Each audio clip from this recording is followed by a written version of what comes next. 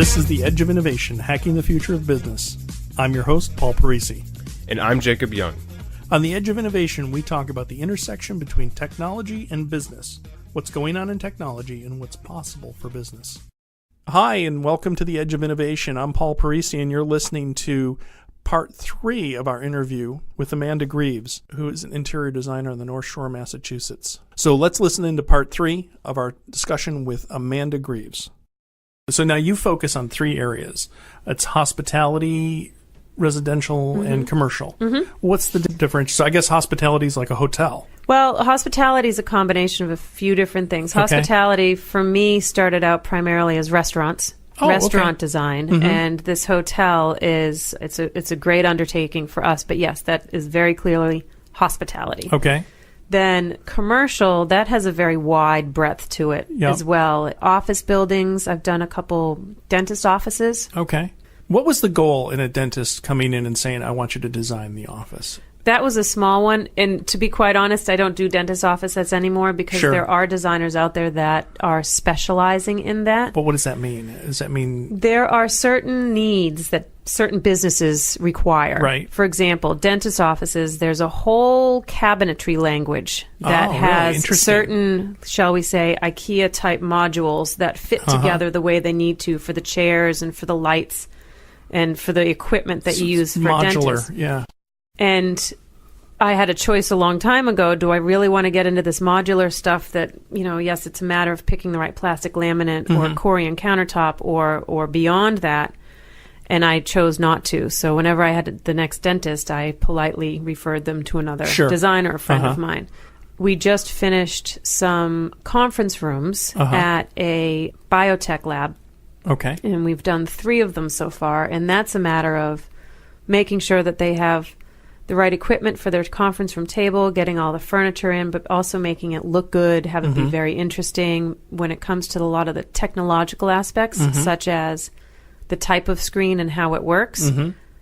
That's somebody else's job. What we want to know is how big is the screen and how much space do you need for the equipment. Okay. Because then we will design around that. I see. So you sort of mentioned some restaurants. So one of my pet peeves on restaurants for fine dining is I want quiet. Yep. Why are there so few restaurants that are quiet?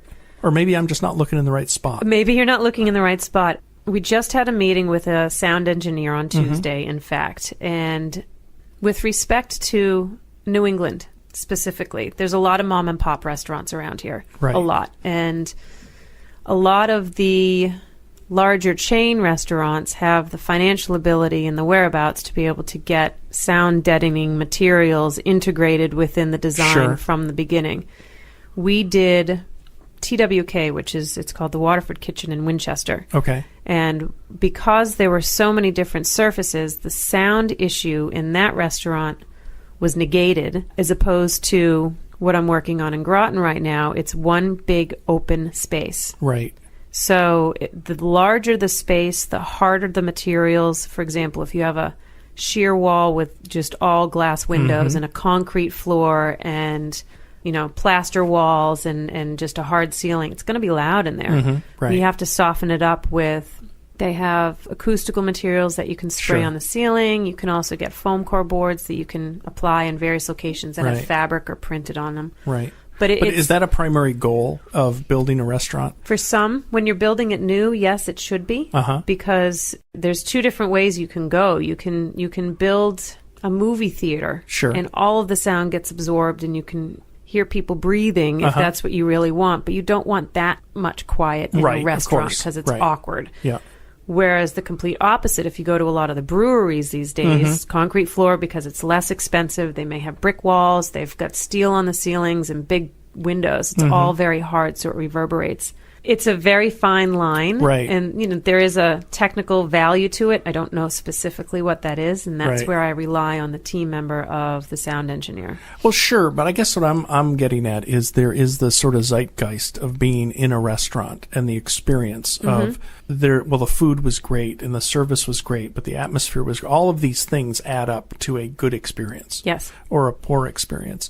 And I don't know. I mean, more of a psychological question. Do you have a better experience in a noisy restaurant or in a quiet restaurant. And Personal opinion. I guess it is. Depends on the people, depends on the day, depends on the Have you season. ever had somebody that says, I want a loud restaurant? Never. Okay, so we're narrowing in it here a little bit. So. Well, and that's it. And it's, I think for some of the more affluent restaurants that we have the ability to design with, they have resources to have a sound engineer come in and give us the proper advice as to you have this many square feet, you have these types of surfaces, this is the type of solution that we are suggesting in order to get your sound down. Yeah, we went to a restaurant that opened a couple of years ago, not a fine dining at all, but I was just shocked at how loud it was. I mean, we literally had to say, is there anywhere else we can go? We couldn't even hear each other. And it was just like, how did you think this was a good idea?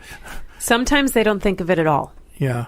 And that's unfortunate. And then you can go into a lot of places where you see they thought of it after the fact, and you'll see the colorful squares on the ceiling, or you'll see some sort of what looks like a wrapped piece of foam core or something in fabric up on the wall. I see. It was added on. Adds on later, yes. I see. But those subtleties, I guess, those sort of intangibles are what a designer brings to it. Ideally. Is you don't know. Well, you shouldn't see it. It should just feel right, I guess. Correct. I still don't necessarily have a mission statement, if you will. Yep. But for me, as a designer, everybody always says, oh, that must be so much fun. You get to play with fabrics. You can pick your paint colors.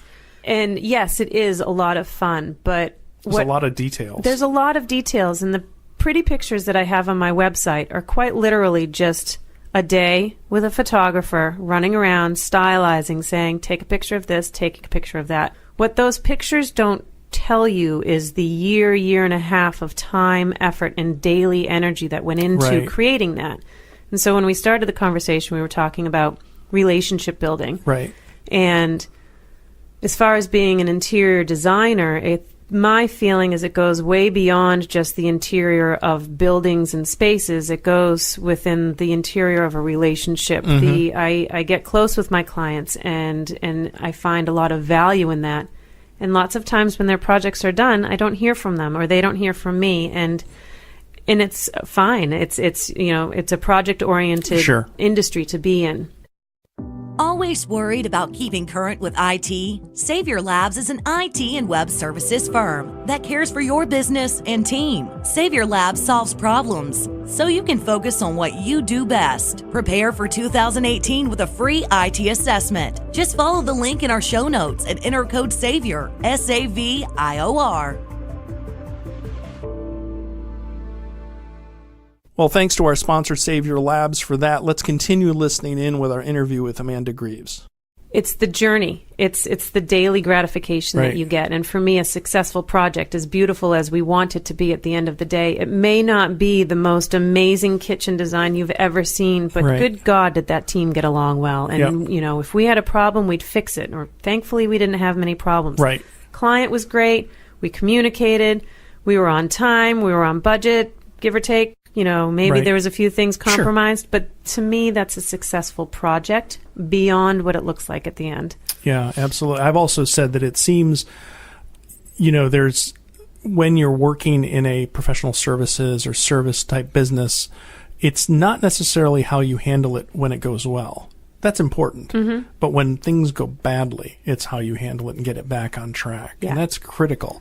So I imagine you have a lot of experience when, oh my gosh, they put this in the wrong spot. They did something wrong, and a builder put something in the wrong spot. We have to deal with that. And then shepherding or counseling all of the participants through that sort of, oh my gosh, we messed up. How do we deal with that? Yeah, I have been hired onto projects, whether they're just starting or they're halfway through, to actually be the liaison. A few years back, I was working on a restaurant project, and I dubbed myself the translating mediator because the concepts and the thoughts that were coming from the architect that had to be translated into what the contractors could see on site, and the difference between what was on paper and what was actual physical abilities. It was like we were working in two different states, let alone the same room itself. And as a translating mediator, yes, I was definitely involved in the design, but by the time I was involved in that project, it was more just let's manage these personalities. Let's make sure that the architect and the contractor don't go at it in the parking lot and kill each other. Right. So I had to be the liaison. And for me, I found great value and I learned a lot when I work with my contractors. Instead of me coming in saying, this is supposed to be over here, and they tell me, well, it can't. And I say, well, please educate me. Please tell me what I don't know. Right. I want to learn.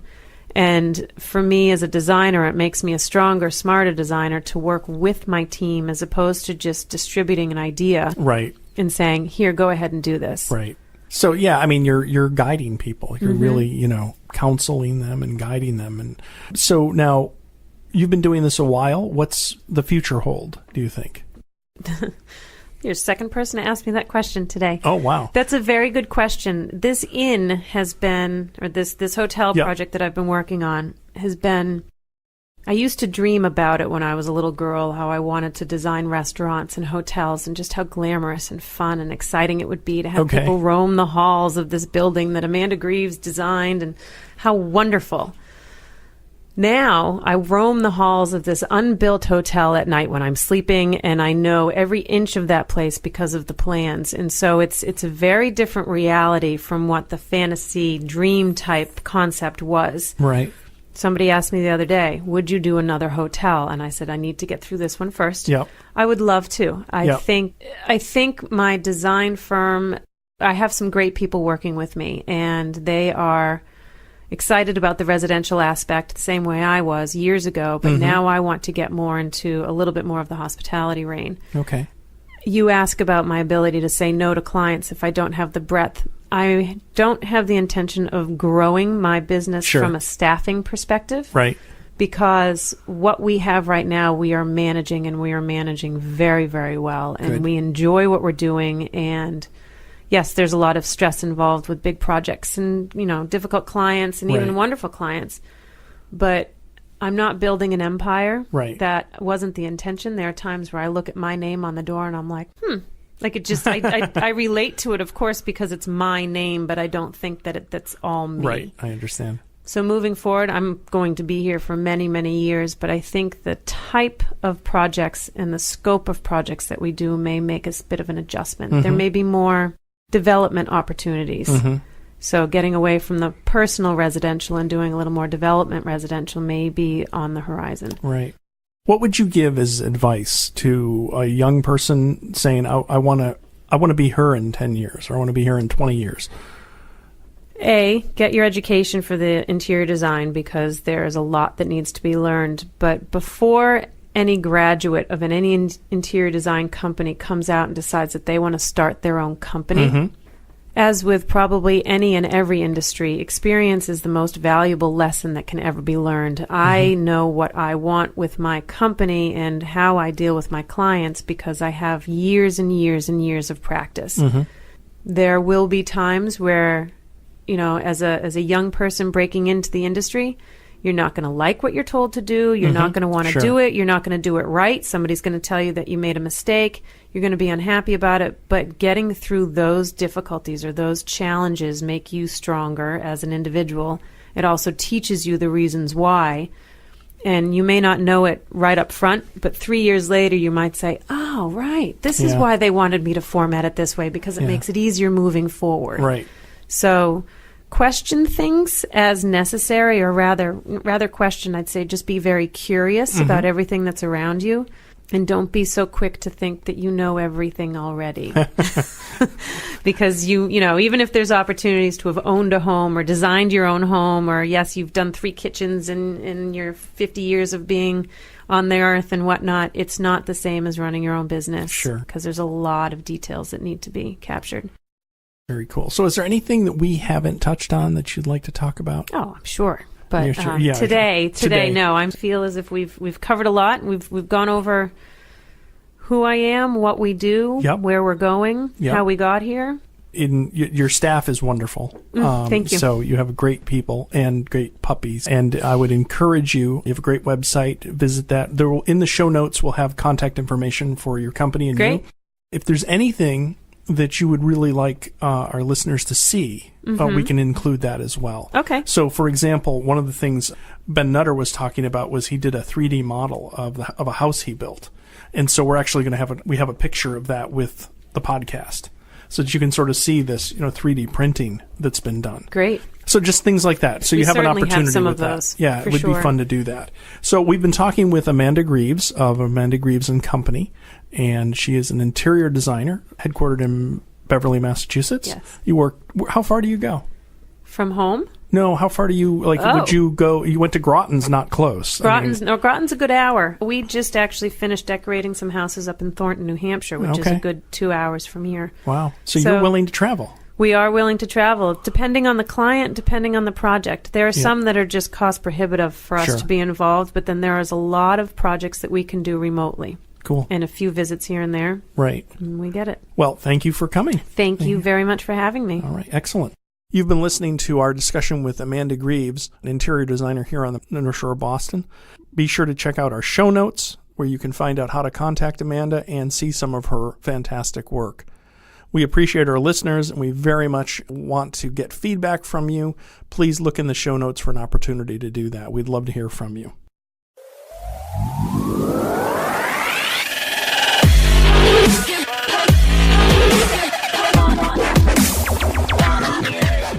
The Edge of Innovation is brought to you in partnership with SaviorLabs. SaviorLabs exists to help businesses mature and strategize for the future. Learn more about SaviorLabs at SaviorLabs.com.